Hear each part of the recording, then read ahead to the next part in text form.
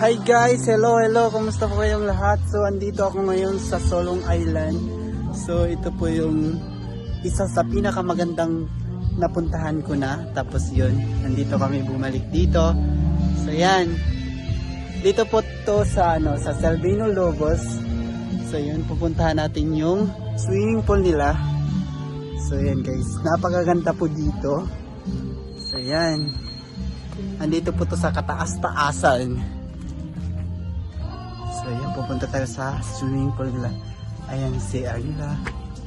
Ay, sarado. So ayan, bubuksan na lang natin. Ayan. Hello. Welcome to Solong Island. So ayan guys, sobrang ganda po dito. So ayan, kung gusto nyo magmuni-moni, ayan. So ayan, napakaganda ng tubig.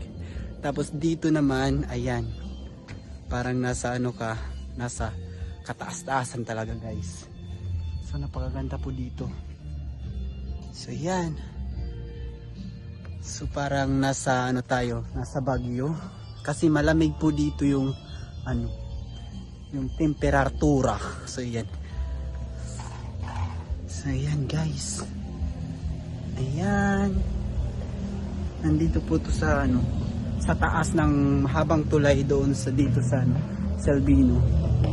So ayan guys. Hello. So ayan.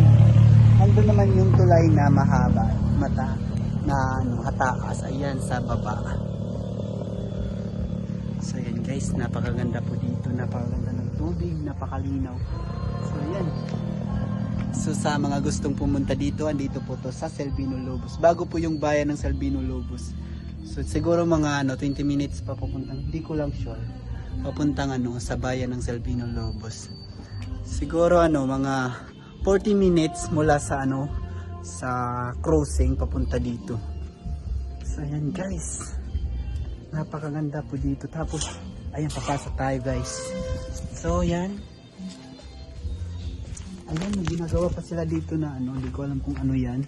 So ayan, hindi pa tapos. Tapos maya pupuntahan natin yan. So ayan. Wow. Ayan guys.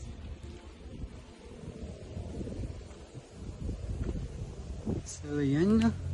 Ayun yung yung tulay na mahaba. Hello po. Ayan. So may naglilinis sa baba. So yan guys, napakaganda po dito guys. So yan. So pwede kayong mag picture dito. Yan, may bato dyan kayo upo. Tapos mag picture kayo. Tapos ayan, nandito tayo sa taas. Ayan. Baha pa yung ilog. Ayan, nakikita nyo. Asa na yun? Yun. So yan guys.